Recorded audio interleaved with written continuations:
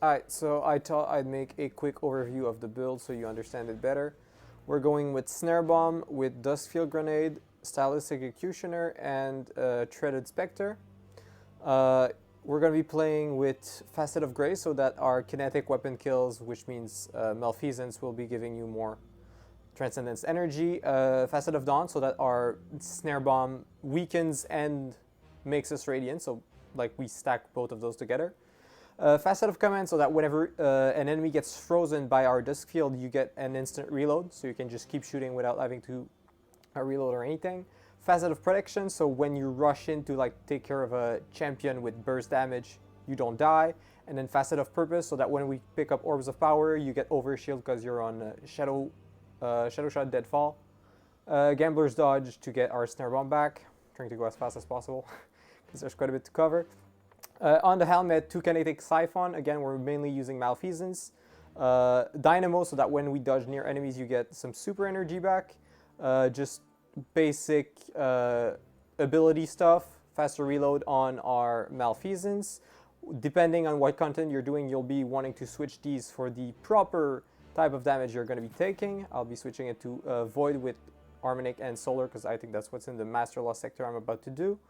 2 kinetic surge, 1 recuperation, and on the cape, you want to use powerful attraction, making it so that when you dodge, you'll be AoE picking up every orbs around you. That will heal you with recuperation and also giving you overshield.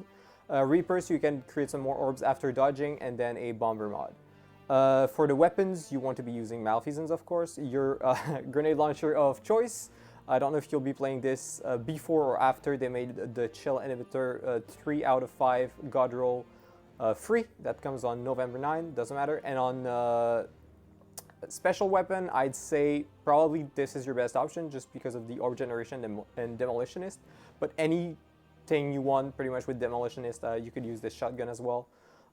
Which is probably what I'll be using to prove a point that you don't need this very good weapon. Okay, let's just run in there. Again, don't want to waste your time. Alright, so to put the emphasis on how the build works again, the main thing you want to do is throw out your abilities. This one to weaken and then buff your damage, this one to slow and then freeze targets. Your grenade will also be your champion stunning capabilities regarding overload. When you slow them and when you freeze them, you're going to be able to shatter and stun unstoppable champions. So whenever you kill enemies that are affected by your debuff, you turn invisible.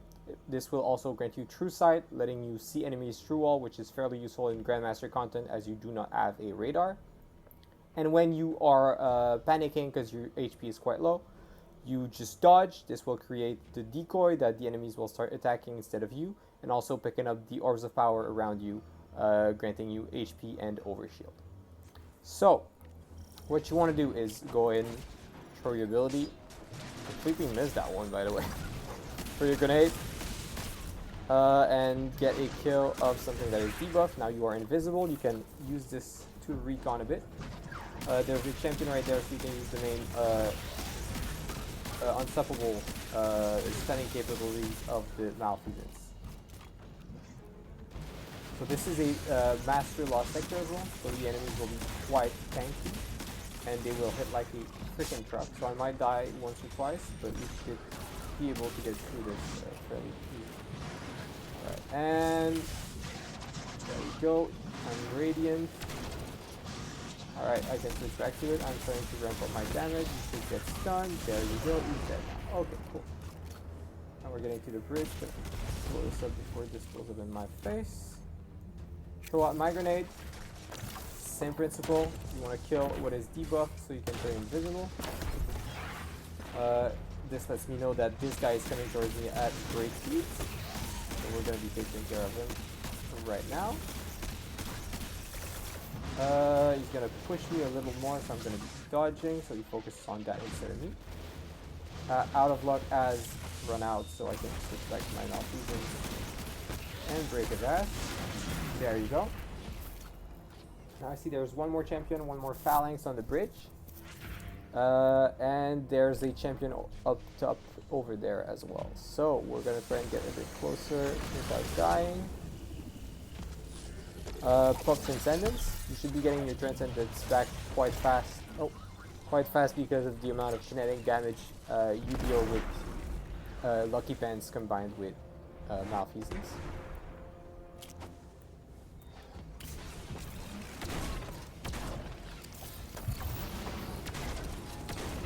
I completely missed the stun, which is fine. There's this Scion. There's two champions on top of me, you see. And there's one coming in my back, I'm pretty sure, as well. Not just yet. Okay, that's fine. I'm taking care of the guys first, as they are much more dangerous than the champions if you let them group up on you.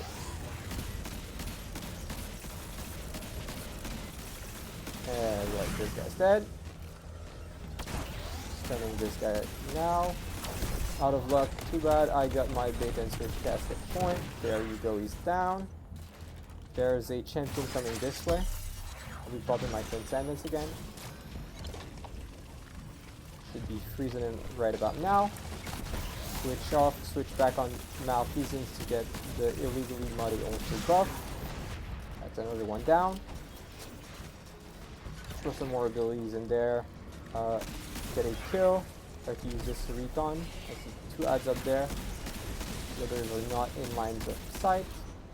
There you go. So yeah, that's the main concept of the build.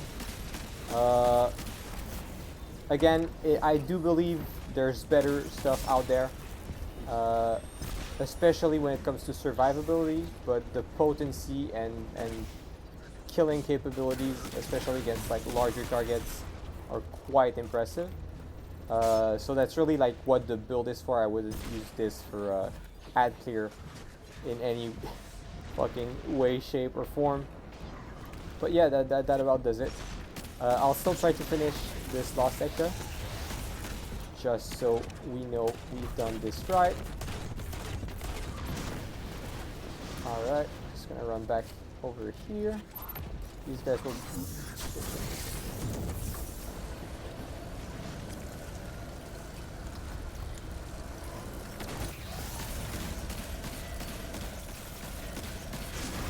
that's one, the other guy's in the back over there. Alright, so as you can see, wall axe in PvE might sound like something that is completely useless, but it really is not. Like, these things can really help you out quite a bit, especially, as I said, in Grandmaster Nightfall, as you do not get a radar in those. So you can very easily get taken by surprise, especially when you're focusing on a boss and there's like ads spawning around you and you don't know the spawn points yet. They just get to you. Again, this boss is quite strong as well from what I'm seeing. Okay. If I could land a few headshots to proc cascade point, that would be wonderful.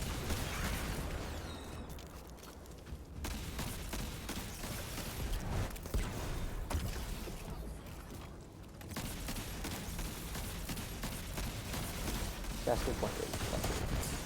Oh, I died, unfortunately. But yeah, this is about it. I can probably just cut the video here, and you will have gotten the full idea of the build, but I'll still try to make it just so you can see like the amount of damage again you can deal is quite impressive. I'll just dodge over here. He's focused on the clone, as you can see. Like, even if I'm right next to him, he just won't care. But as soon as the clone dies, like, you're over. So make sure you're out of line of sight whenever your clone is done for. Alright.